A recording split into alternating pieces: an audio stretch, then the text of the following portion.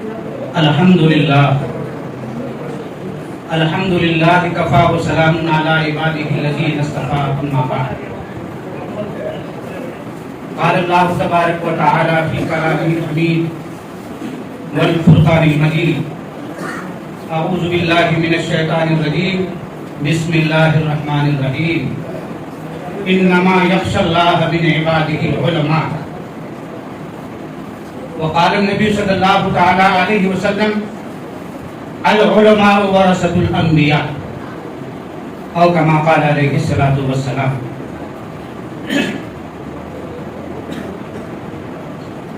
قابل احترام، واجب الاحترام ہمارے اکابرین اور واجب الاحترام دوسرے علماء کرام، حفاظ کرام، ائمہ اعظام، میں بہت شرمندہ ہوں کہ آج ایسا موقع آیا ہے کہ میں اکابرین کے بیچ میں کھڑا ہونے کی جسارت کر رہا ہوں، مگر پروگرام کے نظام کے تحت چلنا پڑتا ہے، اور کبھی کبھی آپ کی زندگی میں تجربہ آیا ہوگا کہ کبھی کچھ کام ایسے بھی کرنے پڑتے ہیں جو دل نہیں چاہتے۔ اس لیے ہماری گزارش ہے کہ چند لمحے کے واسطے ہماری تلخیوں کو برداشت کریں۔ دوستو، میرے سامنے ایک شعر ہے کہ احباب جمع ہیں درد دل کہلے، احباب جمع ہیں درد دل کہلے، پھر التفات دل دوستاں رہے یا نہ رہے۔ حضرات علماء کرام، حفاظ کرام، آپ قائد ملت ہیں، آپ قوم کے رہنما ہیں، آپ کے ہاتھوں میں مشعل راہ ہے،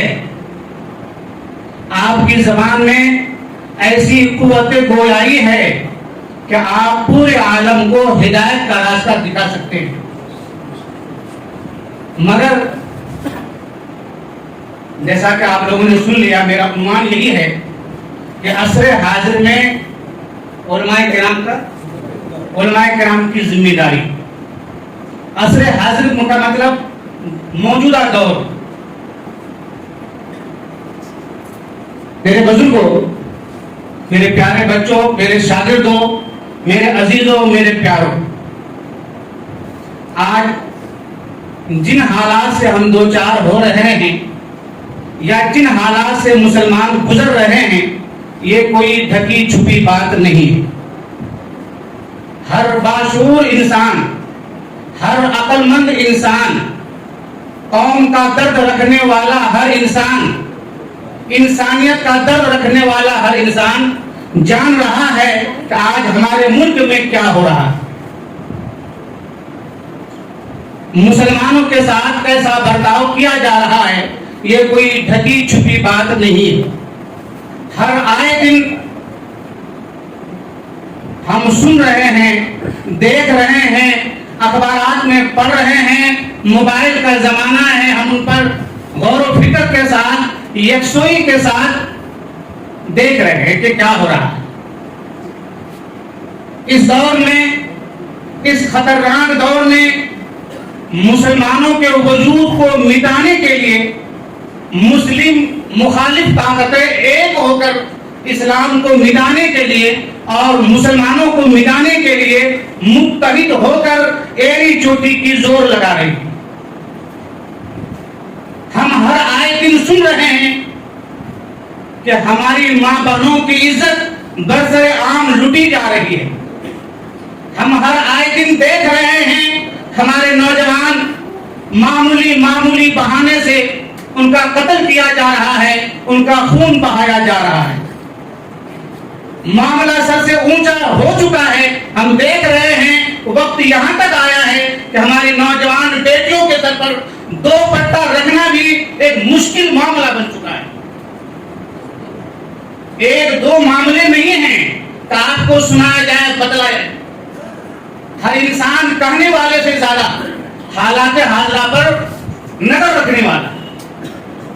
ایسے پرفتن دور میں ہم کیا کر رہے ہیں اور ہمیں کیا کرنا چاہیے، یہ سوچنے سمجھنے کی بات ہے اور اپنی زندگی میں عمل میں لانے کی بات ہے۔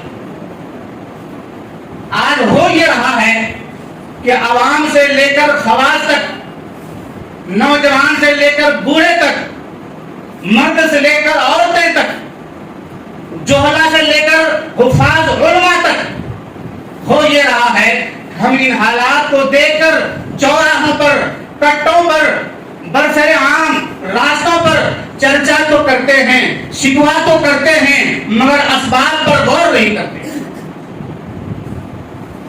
آج معاملہ ہمارا یہ ہوا ہے کہ ہم بہت ہوا تو اپنے چرچے میں یہاں تک پہنچ جاتے ہیں کہ آج ہماری حکومت خراب ہے، آج حکمران صحیح نہیں ہیں، آج پنچایت سے لے کر پارلیمنٹ تک ہماری حکومت نہیں ہے، ہمارا کوئی سننے والا نہیں ہے۔ ہم ایسی باتیں کر کے پھر منتشر ہو جاتے ہیں۔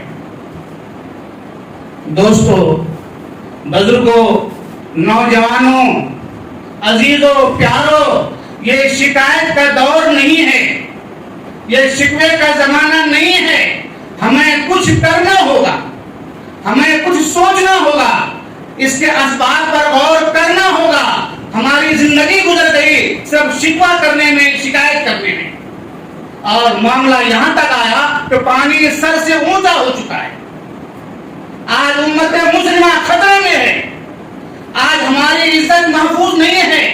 ہم ہر آئے دن دیکھ رہے ہیں، سن رہے ہیں کہ ہمارے مکانات کو، ہمارے دکانوں کو، ہمارے جائیداد کو مسمار کیا جا رہا ہے۔ دوستو، آج یہ حالات ہمیں آواز دے رہے ہیں۔ ماں بہنوں کی لٹی ہوئی عزتیں ہمیں للکارنے لگے ہیں۔ وہ نوجوان جو بلا قصور کے جیلوں میں بند ہیں، وہ ہمیں پکارنے لگے ہیں اور ہمیں کہنے لگے ہیں کہ اے علماء کی جماعت، اے مسلم قوم کے رہنمائی کرنے والے، اے قوم کے درد رکھنے والے، تو ادھر ادھر کی بات نہ کر، یہ بتا کہ قافلہ کیوں لٹا۔ تو ادھر ادھر کی بات نہ کر، یہ بتا کہ قافلہ کیوں لٹا۔ مجھے رہزنوں سے شکایت نہیں، تیری رہبری کا سوال ہے۔ بزرگوں، میرے دوستوں، میرے بچوں، میں پھر وہی بات کہتا ہوں، یہ دور شکایت کا دور نہیں ہے۔ بہت ہو چکا، پانی سر سے اونچا ہو چکا ہے۔ خدا کے واسطے اپنی گریبان کے اندر منہ ڈالو، اپنے آپ کو دیکھو اور ذرا غور تو کرو کہ ان حالات میں ہماری کیا ذمہ داری ہوتی ہے، ہمیں کیا کرنا چاہیے اور ہم کیا کر رہے ہیں۔ آج میں عام لوگوں کی بات نہیں کرتا ہوں، ہم جیسے، آپ جیسے علماء کرام کی باتیں کر رہا ہوں کہ ہمارا حال تو یہ ہے، ہمیں موبائل دیکھنے کی بہت فرصت ہے، اور موبائل بقدر ضرورت ہی نہیں، بقدر مضرت ہم استعمال کر رہے ہیں۔ آج ہمارا جتنا وقت موبائل میں ناجائز طریقے سے صرف ہوتا ہے، اگر اتنا وقت ہم درود پڑھ لیں، امت پر غور کر کے حالات کا جائزہ لیں اور فیصلہ کریں کہ ہمیں کیا کرنا چاہیے، تو یقیناً حالات بدل جائیں گے۔ ہم شکایت کرتے ہیں۔ مرزا غالب نے شعر کہا ہے، وہ مجھے یاد آ رہا ہے کہ عمر بھر غالب میں یہی بھول کرتا رہا، عمر بھر غالب میں یہی بھول کرتا رہا کہ دھول تھا چہرے پر اور میں صاف آئینہ کرتا رہا۔ ہمارا دور ایسا ہی چل رہا ہے، ہمارے کرتوت ایسے ہی ہو رہے ہیں، ہم صرف غیروں پر انگلیاں اٹھانے لگے۔ آج حالات خراب ہے جی، آج حکمران بہت غلط انداز کے فیصلے کرنے لگے۔ حکومت بی جے پی کی ہے جی، اور ایسا ہے ویسا ہے، اپنی ذات پر بالکل نظر نہیں کرتے۔ یہی ہے مرزا غالب کا شعر۔ ہمارے اوپر 100% یہ فٹ ہو رہا ہے. عمر بھر غالب میں یہ بھول کرتا رہا کہ دھول تھا چہرے پر اور میں صاف آئینہ کرتا رہا. خدا کے واسطے علماء کرام کی جماعت، آپ قوم کے سردار ہیں، قوم کے رہبر ہیں، قوم کے رہنما ہیں. خدا کے واسطے اب تک جو ہو گیا وہ ہو گیا. اب حالات پر غور کر کے ذرا خود کو سنوارئے. حالات کو سنوارنے کے لیے کچھ تو فکر کیجیے، اور حالات کو سنوارنے سے پہلے خود کو سنوارنا ہوگا. حالات ایسے نہیں سنورتے، اور وہ قوم خطرے میں ہے جو صرف حالات پر نظر کرے، اپنے اوپر نظر نہ کرے. حالات ایسے نہیں پیدا ہوتے، حالات کو پیدا کیا جاتا ہے. اور ہمارا یقین خدا کے اوپر ہے، اور خدا کا فیصلہ ہے کہ اگر تمہارے اعمال اچھے ہوں گے ہمارا فیصلہ بھی اچھا ہوگا. جب سے ہم نے اپنے آپ کو بھلا دیا، جب سے ہم نے اپنے رب کو بھلا دیا، اپنے تعلقات رب سے بگاڑ لیے، حالات بگڑتے چلے آئے. اب پانی سر سے اونچا ہو چکا ہے. مگر دوستو، نوجوانوں، علماء کرام کی جماعتوں، خدا بہت مشفق ذات ہے. اللہ بہت مہربان ہے. صبح کا بھٹکا ہوا شام کو گھر آ جائے اسے بھٹکا ہوا نہیں کرتی. ہم سبوں کو موقع ہے پچھلی زندگیوں پر غور کر کے توبہ کریں، آنے والی زندگی کا فکر کریں، اپنے آپ کو سدھاریں. حضرت مولانا مفتی ابو القاسم صاحب نعمانی، محتمم و شیخ الحدیث دارالعلوم دیوبند، ان کے اقتباسات میں یہ بات مذکور ہے کہ علماء کرام کی جماعتوں، تم قوم کے سردار ہو، اپنی پچھلی زندگی کو یاد کرو. تمہاری سرداری میں کیا کیا نہیں ہوا. تم نے دنیا کے تخت و تاج بدل چکے ہیں.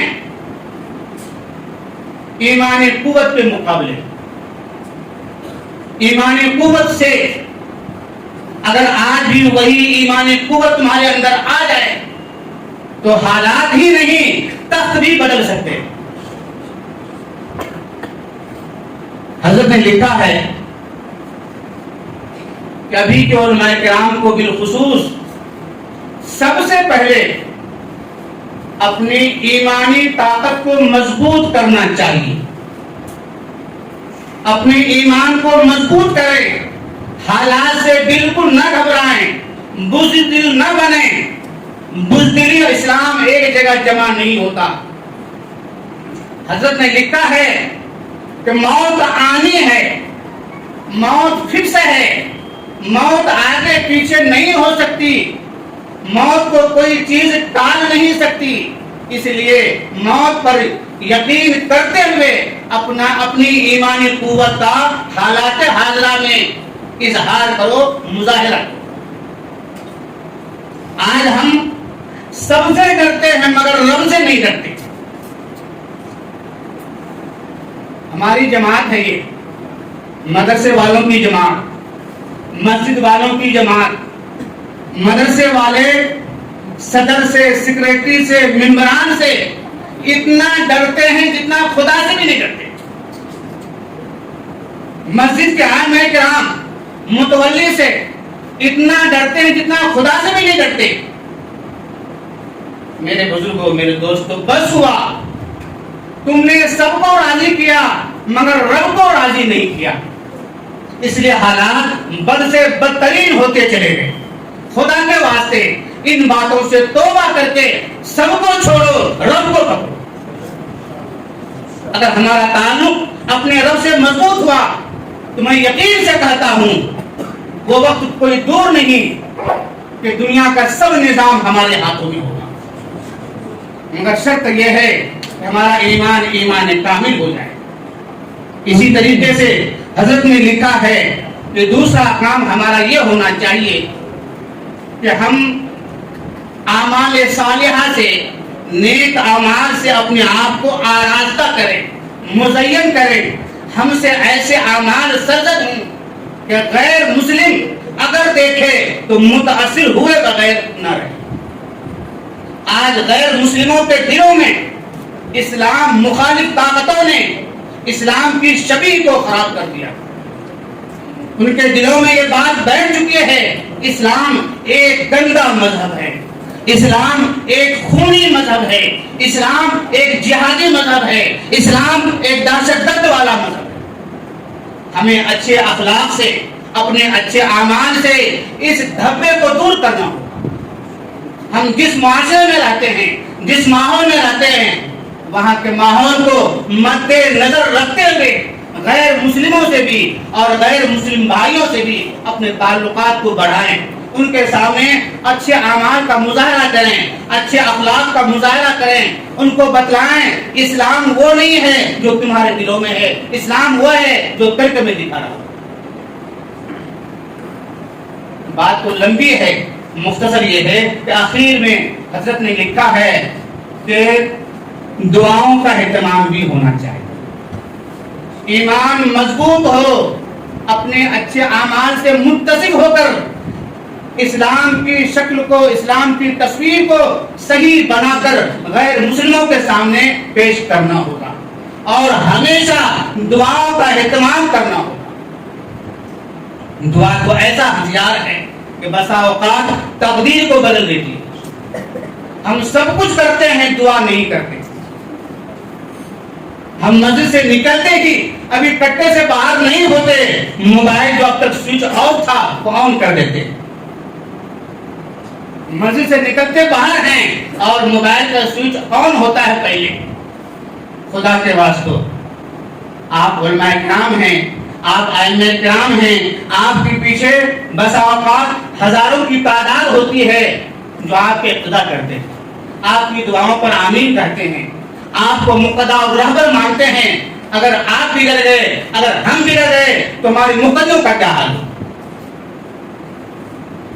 دوستو, میرے بھائیوں, میرے علماء کرام کی جماعت میں حضرت والا کے سامنے لمبی بات کرنا بالکل مناسب نہیں سمجھتا.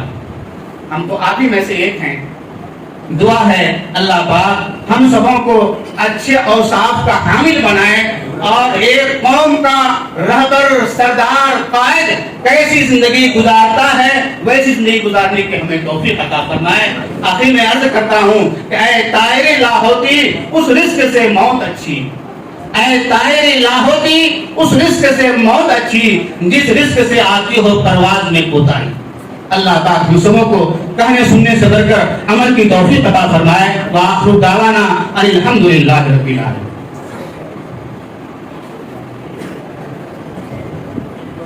ماشاءاللہ مولانا نے بہت کچھ تبصرہ کیا حالات حاضرہ پر اور میرے اور آپ کے لیے بہت کچھ نصیحت کی باتیں کی, جس کو علامہ اقبال نے ایک دور میں کہا تھا. شاید ایسا لگتا ہے کہ وہ آج کے اس میرے اور آپ کے لیے یہ کہہ کر گئے ہوں, سجدہ عشق ہو تو عبادت میں مزہ آتا ہے, سجدہ عشق ہو تو عبادت میں مزہ آتا ہے, خالی سجدوں میں تو دنیا ہی بسا کرتی ہے.